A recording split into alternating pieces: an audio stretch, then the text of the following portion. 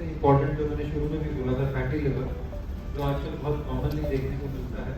और ये कहने को, सुनने में और पढ़ने में इतना सिंपल सा लगता है कि फैटी लिवर, लेकिन इसका क्या रियल में मीनिंग है, क्या कारण है और किस तरह से यह ठीक किया जा सकता है, डॉक्टर जयंत हमारे को इसके बारे में बताएंगे। डॉक्टर जयंत सर का प्रेजेंटेशन और हो रहा है, तब तक एक पॉइंट और मैं बताना चाहूँगा। हेपेटाइटिस बी और सी की बात हुई थी, ये जानना हमारे लिए ज़रूरी है कि हेपेटाइटिस बी या सी की शुरुआत में कोई लक्षण नहीं होते हैं, और 3 से 4% लोगों में हेपेटाइटिस बी और 2 से 3 में हेपेटाइटिस सी पॉजिटिव रहता है। तो समय समय पे इसकी जांच जरूर कराएं, लक्षणों का वेट ना करें, ये ज़रूरी है हेपेटाइटिस बी और सी के लिए।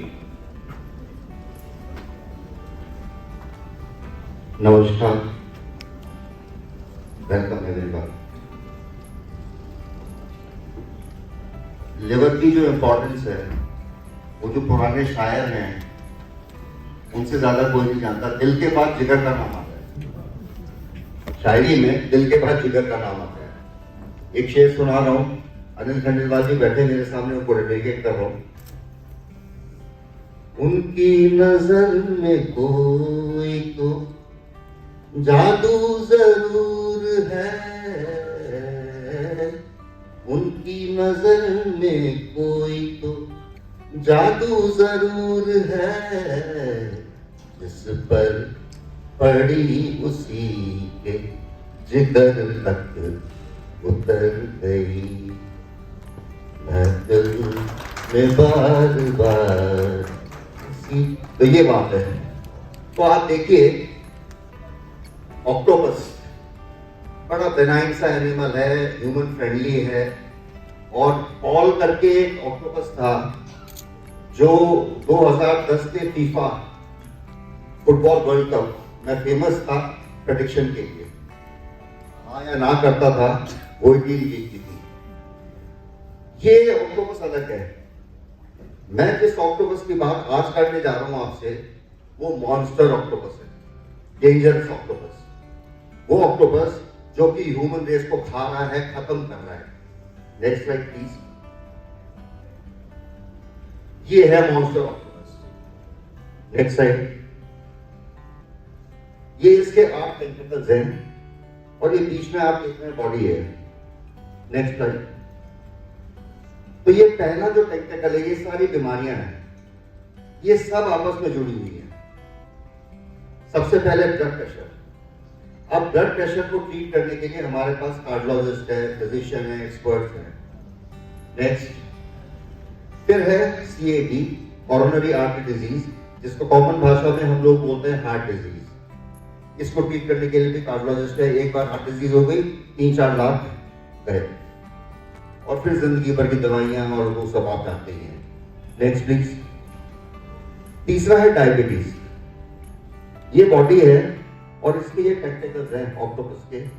ये तीसरा है डायबिटीज। इसके लिए हमारे पास ट्रीटमेंट के लिए फिजिशियन है, एंडोक्राइनोलॉजिस्ट है, जिंदगी भर की दवाइयां हैं। Next please.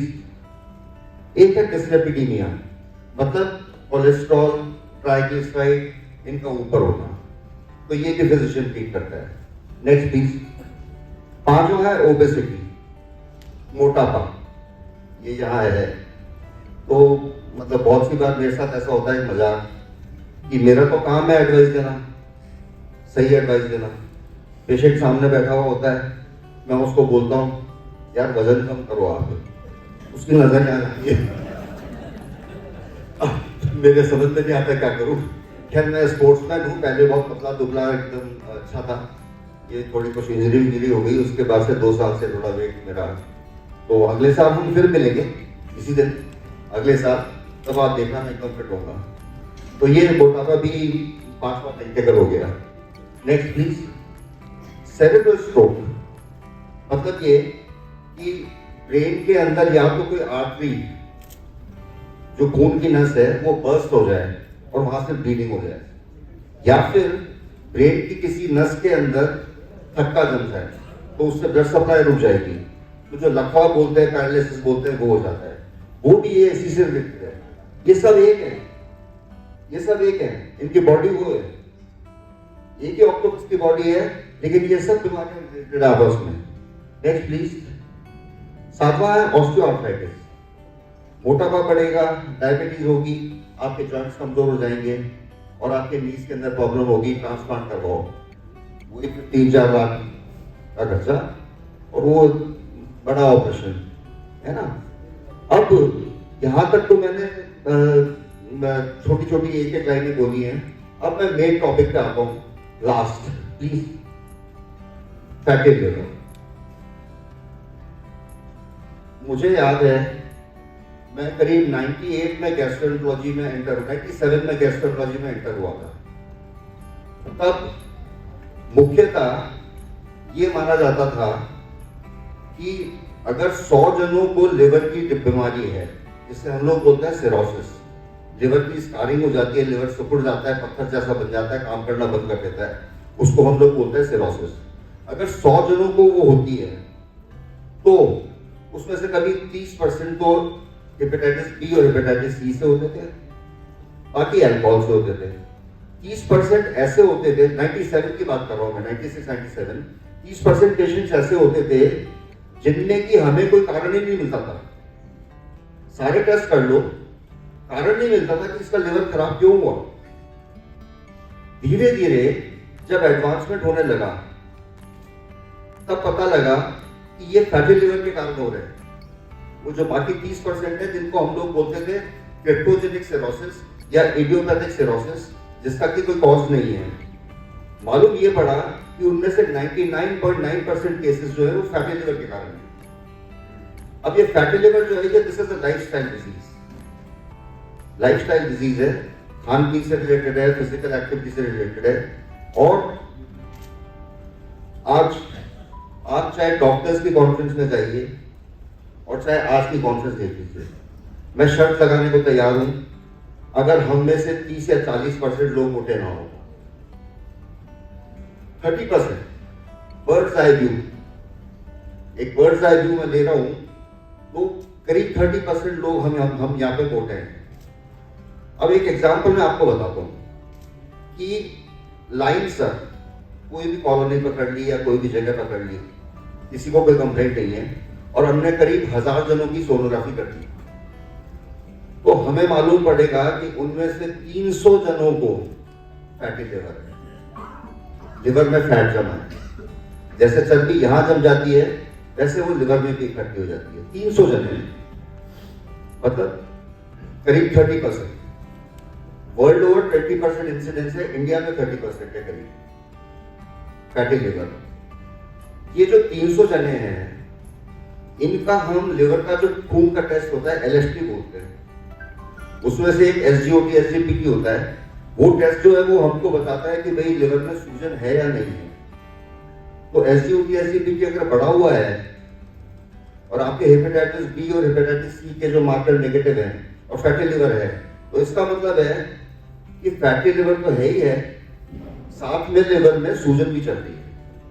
तो उन 300 जनों का अगर हमने LFT किया तो करीब 30 जनों का SGOT SGPT बढ़ा हुआ आ जाएगा, मतलब लिवर में फैट भी है, लिवर में सूजन भी है। इन मरीजों को हम कोई इंटरफेरेंस नहीं करें, ना कोई दवाई दे, ना कोई हिदायत दे, और 10 साल बाद जब हम देखेंगे तो उसमें से करीब 5 जनों के लिवर परमानेंट डैमेज हो जाएंगे, जिसे हम लोग बोलते हैं सिरोसिस, स्कारिंग, फाइब्रोसिस, या जो होता है ना, जैसे कहीं इंजरी हो जाती है उसके बाद जब रिपेयर होता है तो उसके अलग ढंग से रिपेयर होती है ना, वो उस ढंग से लिवर जो है उसके अंदर फाइबर बन जाते हैं, उसके जो एक्चुअल सेल्स हैं वो तो डेड हो जाते हैं और they are replaced by fibre, और लिवर बाद में फेल हो जाता है। और इन्हीं लोगों में ये जो 30 लोग जो सिरोसिस हो गई जिनको, इनको 20 साल तक फॉलो अप करेंगे तो उनमें से कुछ के अंदर लिवर कैंसर भी हो जाएगा। तो ये सीक्वेंस मैंने यहाँ पे बताई है, फैटी लिवर, उसके बाद नैश। नैश का मतलब है non alcoholic state of hepatitis, मतलब कि लिवर में सूजन। तो एक तो प्लेन फैटी लिवर है, एक वो है जिसके अंदर की सूजन भी आ गई है, और तीसरी स्टेज है cirrhosis, permanent damage of the liver, और चौथी स्टेज है कैंसर। तो ये इस तरह से है। तो it is not something to be ignored, you know, it is, fatty liver is very important. और फैटी लिवर की मैं आपको 2 इंपॉर्टेंस बताना चाहता हूं यहाँ पे। पहली इंपॉर्टेंस तो ये है कि फैटी लिवर को पूरा खराब कर सकता है, इस तरह से जो सीक्वेंस मैंने आपको बताई है उसके हिसाब से। दूसरी इंपॉर्टेंस क्या है, आपको कोई बीमारी नहीं है, किसी कारण से आपने अल्ट्रासोनोग्राफी करवाई, उसमें फैटी लिवर निकल गया, तो बात यह है कि फैटी लिवर का तो ध्यान रखना ही पड़ेगा, देखना पड़ेगा सूजन है या नहीं है, जरूरत पड़े तो फाइब्रो स्कैन करके एक टेस्ट होता है जो बताता है कि लिवर में डैमेज है या नहीं है, वो सारी चीजें तो करनी ही पड़ेगी। लेकिन ये जो है ना, ये 8 गुंडे हैं, ये 8 गुंडे आपस में दोस्त हैं, ये 8 गुंडे आपस में दोस्त हैं। अगर आपको कोई बीमारी नहीं है और आपको फैटी लिवर डायग्नोज हो जाता है तो please be on the look out, doctor से देखो आपको ब्लड प्रेशर तो नहीं है साथ में, कहीं डायबिटीज तो नहीं है, नहीं है, बहुत अच्छी बात है, लेकिन आपको सावधान रहना पड़ेगा क्योंकि ये सब आगे आएंगे पक्का, ये सब एक एक करके आते हैं, किसी में मोटापा पहले आएगा, किसी में फैटी लिवर पहले आएगा, किसी में ब्लड प्रेशर पहले होगा, किसी में हार्ट डिजीज पहले होगी, लेकिन ये सब उनके आपस में दोस्त हैं। अब सबसे बड़ी समस्या क्या है, जो मेरी दिक्कत है या मेरा कंसर्न है, वो क्या है, नेक्स्ट स्लाइड प्लीज, कि ये एक एक टेंटिकल जो है इसका, ऑक्टोपस का, इसको ट्रीट करने के लिए तो हमारे पास स्पेशलिस्ट है, दुनिया भर की मशीनें हैं, दुनिया भर के अस्पताल हैं, दुनिया भर के इंश्योरेंस होते हैं, लाखों का खर्चा होता है, ये बॉडी को अटैक क्यों नहीं करते हम लोग बॉडी को अटैक क्यों नहीं करते? कारण मैं बताता हूं, कारण ये है कि हमारा सारा जो ध्यान है वो ट्रीटमेंट की तरफ है, प्रिवेंशन की तरफ नहीं है। जैसे डीएम गैस्ट्रोएंटरोलॉजी में हूं, डीएम न्यूरोलॉजी होता है ब्रेन वाला, डीएम एंडोक्राइनोलॉजी होता है डायबिटीज और थायराइड और उनको ट्रीट करने वाला स्पेशलिस्ट। मैं सजेस्ट करता हूं गवर्नमेंट से कि एक ब्रांच ऐसी भी निकलनी चाहिए जिसमें बॉडी पे अटैक करने वाला कोई हो, जो प्रिवेंटिव मेडिसिन देखे, 30 साल की उम्र से पेशेंट को देखना चालू करे, उसको बताए देखो क्या खाना है, इस तरह से रहना है, कितनी एक्सरसाइज करनी है, एक्सेट्रा एक्सेट्रा एक्सेट्रा, कि ये 8 प्रैक्टिकल डेवलप ना हो, क्योंकि ये एक चीज आती है तो वो अपने साथ दूसरों को भी लेके आती है थोड़े टाइम में। तो ये मेरा क्वेश्चन है। Next please. लास्ट में मैं कंक्लूड करना चाहूंगा, देखो बहुत बड़ा टॉपिक है ये, घंटों, शायद मेरे ख्याल से 1.5-2 घंटे में बोल सकता हूँ उसमें, ग्लाइसेमिक इंडेक्स और पता नहीं कितनी कितनी चीजें, कार्बोहाइड्रेट, मैक्रोन्यूट्रिएंट्स, ट्रेस एलिमेंट्स, बहुत सारी चीजें हैं, ये बहुत बड़ा लंबा टॉपिक है। लेकिन ब्रीफली मैं बता रहा हूँ कि जो प्रिवेंटिव मेजर्स हैं, एक तो वेट कंट्रोल, तो बीएमआई मेंटेन करना चाहिए। बॉडी मास इंडेक्स एक चीज होती है जो कि हाइट और वेट से कैलकुलेट होती है, सिंपल सा कैलकुलेशन होता है उसका, उसकी नॉर्मल एक रेंज होती है, तो उस रेंज में हमारे को रहना है, वेट को मेंटेन करके। रेगुलर एक्सरसाइज और फिजिकल एक्टिविटी, ये बहुत जरूरी है। सबसे सिंपल एक्सरसाइज है वॉक। अगर आप और कुछ भी ना कर पाए तो वॉक करें, लंबी वॉक करें, आधा घंटा, पौन घंटा, 1 घंटा, वो आपके मानसिक हेल्थ को भी हेल्प करेगी। लो कार्बोहाइड्रेट डाइट, मैदा, सूजी, मीठा, कोल्ड ड्रिंक्स, ये सब जहर है। कार्बोहाइड्रेट लो से लो होना चाहिए, ऐसी कोशिश रहनी चाहिए। एग्जैक्ट कैलकुलेशंस कभी किसी और टॉक में करेंगे हम लोग कि कितना लेना चाहिए कितना नहीं, लेकिन ये चीजें आपको कम लेनी है। चावल कम लेना है, आलू कम लेना है, मीठा तो बंद ही रखना है, मीठा तो बंद ही रखना है। फिर हाई प्रोटीन डाइट। मैं आप सब लोगों को चैलेंज करता हूं कि आप अपनी वीक की जो डाइट है ना, या एक दिन की जो आपकी डाइट है, वो आप बनाएं, किसी डाइटिशियन से कंसल्ट करें कि इसमें प्रोटीन कितना है, मैं जो खाना खा रहा हूं उसमें प्रोटीन कितना है। एक जने को सेडेंटरी जो है, मतलब जो बहुत ज्यादा काम नहीं कर रहा, बहुत ज्यादा फिजिकल एक्टिविटी नहीं कर रहा, उसको 1 ग्राम प्रोटीन पर केजी बॉडी वेट की जरूरत होती है। मैं गारंटी देता हूँ 30-40 से ज्यादा नहीं निकलेगा। आपके सबके जो एवरेज वेट होंगे 60-65 के 70 के आसपास होंगे, लेकिन 30 ग्राम 40 ग्राम से ज्यादा प्रोटीन नहीं निकलेगा हमारी डाइट में, जो कि गलत है। अगर आप मॉडरेट एक्सरसाइज कर रहे हैं तो आपको 1.5 ग्राम चाहिए, 1.5 ग्राम मतलब करीब 70-80 ग्राम प्रोटीन। और अगर आप जिम जा रहे हैं, हेवी वेट कर रहे हैं और वो सब कर रहे हैं, तो फिर आपको 2 ग्राम चाहिए प्रोटीन। हमारी डाइट जो है उसके अंदर प्रोटीन नहीं, बहुत कम है। आप कैलकुलेट करवा के देख लेना, अपनी डाइट लिख लेना कागज के ऊपर, किसी भी डाइटिशियन से कैलकुलेट करवा दो आप, प्रोटीन कम निकलेगा। वो कम निकलेगा तो फैटी लिवर होगा, क्योंकि आप उसको रिप्लेस करो कार्बोहाइड्रेट से। खाना तो है ना, पेट तो भरना ही है, इससे भरो या उससे भरो, प्रोटीन से भरोगे तो बढ़िया है। फिर ये है alcohol avoidance, of course doctor Neeraj ने बहुत डिटेल में बताया है वो सारा। और डॉक्टर की पहली एडवाइस तो यही है कि भैया अल्कोहल ना लो, अवॉइड करो, है ना। फिर भी लेना ही है तो वीक में कभी 2 बार ले लिया। कभी भी 2.5 पैक को एक्सीड मत करो। 2.5 पैक मतलब 60 ml, 60 ml, 30 ml, मतलब 150 ml ऑफ विस्की और रम और ये जो हार्ड ड्रिंक्स होती है उसको एक्सीड कभी मत करो, लिवर बचा रहेगा। फिर अवॉइडेंस ऑफ जंक फूड हो तो है ही, स्विगी करा, जोमैटो किया और आजा भैया पिज़्ज़ा आजा, जल्दी से आजा, बहुत भूख लग रही है, और भी कई इस तरह की चीज़ें हैं। तो ये छोटा सा एक वो था। और अभी इसके बाद डॉक्टर संदीप अपना एक प्रेजेंटेशन देंगे, मेरा तो यहाँ पे ख़त्म हो गया।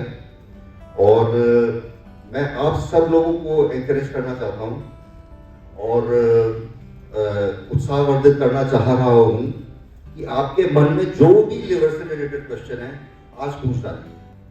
हो सकता है हमारी नॉलेज कम हो, हम आंसर ना कर पाए, वो एक अलग बात है, पर हमारी कोशिश पूरी करेंगे। So I invite Sandeep for his presentation, small presentation. Thanks a lot, thanks a lot.